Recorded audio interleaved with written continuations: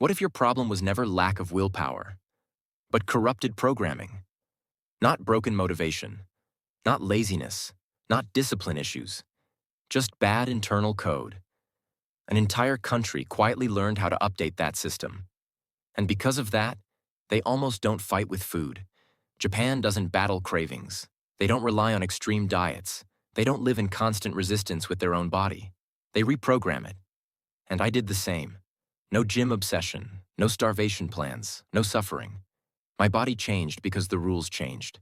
And if you're listening to this right now, you've already stepped ahead of most people.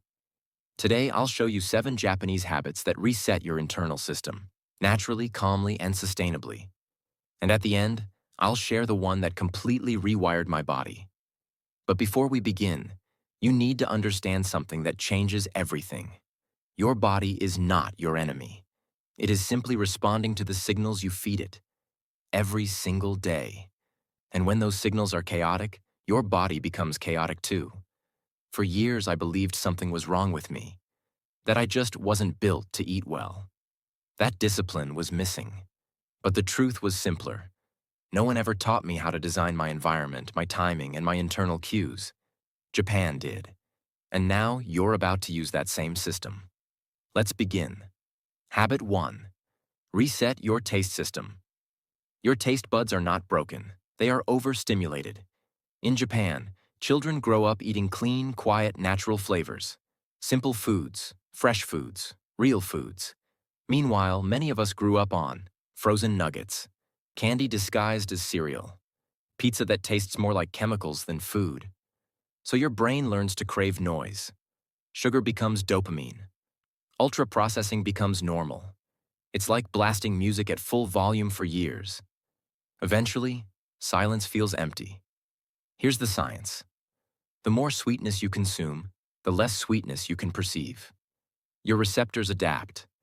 Natural flavors stop registering. But when the volume goes down, your senses come back online. I experienced this personally. I didn't remove sugar completely. I just reduced it slightly. And suddenly, fruit tasted rich. Yogurt tasted like dessert. Simple food felt satisfying again. Here's the mistake most people make. They try to change everything. You don't need to. Just replace one ultra-processed item per week with real food. 1. That alone begins recalibrating your taste system. And when your taste resets, your cravings reset. And when your cravings reset, your body finally starts working with you instead of against you. Habit 2. Your environment decides for you. Once your taste system resets, your body starts asking for what it truly needs. But here's the problem. If your surroundings stay the same, you'll fall right back into old patterns. This is where most people lose. In Japan, people don't eat healthy because they're more disciplined. They eat healthy because healthy is the easiest option. Walk into a Japanese convenience store. The first things you see are not giant candy bags and neon sugar drinks. You see rice bowls, miso soup, tofu, fish, balanced meals that are fast, but not destructive.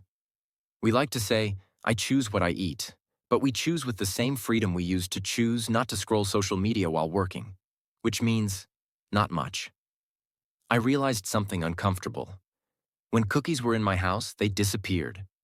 When they were chocolate, they disappeared even faster. Those weren't cravings, they were access. My environment was making decisions for me. And here's the truth most people miss. You don't win this game with motivation. You win it with logistics. What is not visible doesn't constantly tempt you.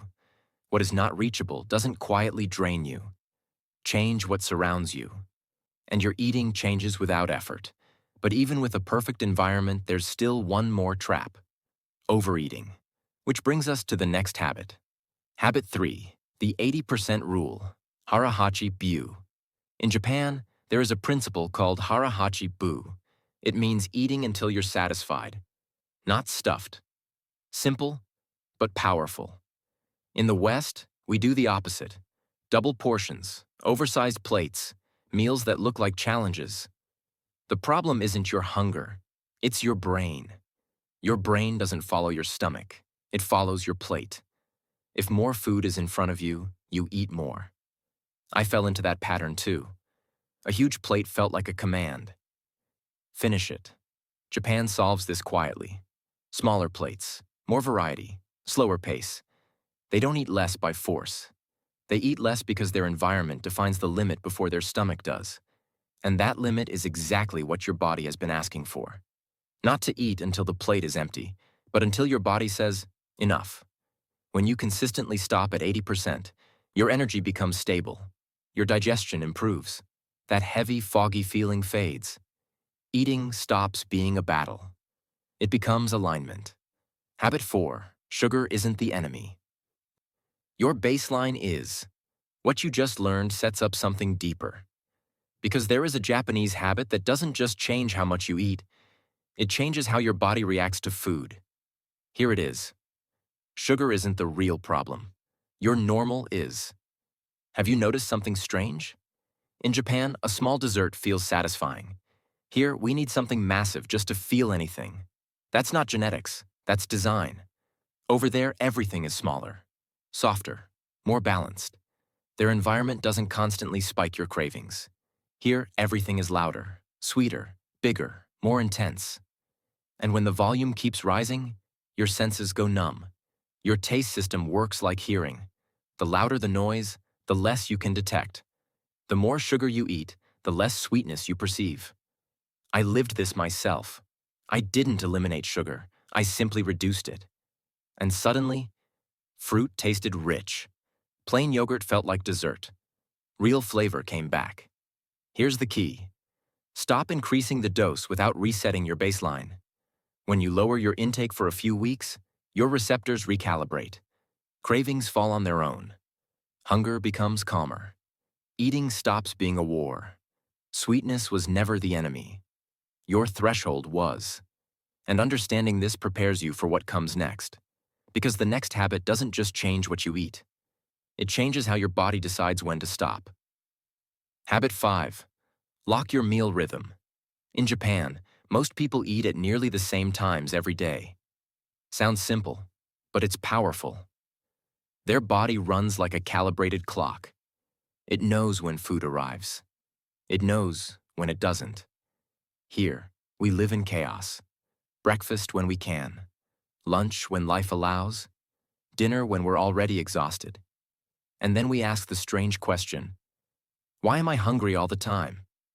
Your body isn't psychic. It's like an alarm clock that rings at random hours. It interrupts your sleep. It confuses your system. Your hunger works the same way. I noticed it immediately. I didn't make perfect schedules. I made decent ones. And my energy stopped swinging wildly. My hunger calmed down. My body began to trust the pattern. Because when your rhythm stabilizes, your appetite stabilizes with it. Habit 6. Move without working out. Neat. Your hunger stabilized because your rhythm stabilized, not chaos. Stability. When you eat at consistent times, your body stops sending random hunger signals. It recalibrates, calms down, and that calm opens the door to the next habit, because it's not only when you eat, it's how you live in between. Here's something most people don't realize. In Japan, very few people live in the gym, yet they move more than we do. Why? Because movement is built into daily life. They walk, they climb stairs, they bike, they stretch, they move, without calling it exercise. Here, we do the opposite. We train for one intense hour, then sit still for the next 10. I was exactly like that. Proud after the gym, sweaty, and then I took the elevator, for one floor. Here's what no one tells you. Your body doesn't burn the most energy during one workout. It burns the most when you move many times throughout the day. That's called NEAT, non-exercise activity thermogenesis. And it's the invisible reason Japan stays lean. They don't work out to compensate for sitting all day. They simply live in motion. Small walks, extra steps, light stretches, standing up, leaning, reaching, tiny movements, repeated often. Your metabolism stays awake without sacrifice. You don't need more gym, you need more life. And this sets you up for the final habit, the one that can change your relationship with food without changing what you eat. Habit 7. Slow down your eating, the one that changed everything. This is the habit that transformed everything for me, because almost no one knows this. Your brain needs about 20 minutes to realize you're eating, and another 20 minutes to register fullness. When you eat fast, your brain never catches up. So you overeat, without intending to. In Japan, meals are slow, with pauses, with rhythm, not spiritual, biological. I used to finish meals in 5 minutes. And of course, I went for seconds. Then I tried the opposite. Smaller bites, short pauses, breathing between bites. I didn't change what I ate. I changed how I ate. And suddenly, I felt satisfied with less. Here's the real contrast. Don't rush because you're busy. Slow down so your body can say, "That's enough." When you master this rhythm, your hunger regulates itself. Your anxiety drops. Your relationship with food stops being a negotiation. You don't need to eat less. You need to eat slower. And that completes the 7 Japanese habits. A full system, not a diet, a reprogramming. Final. Your body stops fighting you. At this point, something important should feel clear. Your body was never trying to sabotage you. Your system was.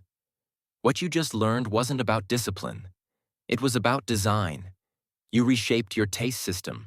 You redesigned your environment. You stopped eating past your body's signal. You reset your baseline. You stabilized your rhythm. You brought movement back into your day. And you slowed your eating. Each habit touches a different switch, but they all push in the same direction. Toward alignment, toward clarity, toward a body that finally works with you instead of against you. Apply just one habit. You'll feel change. Apply 2. Your energy shifts. Apply 3. Your relationship with food rewires. This isn't a diet. It's a system update. Now I want to hear from you. Which habit are you starting today? Drop it in the comments. I read every single one. And if you want more habits that actually work, I left another video waiting for you right here. I'll see you there.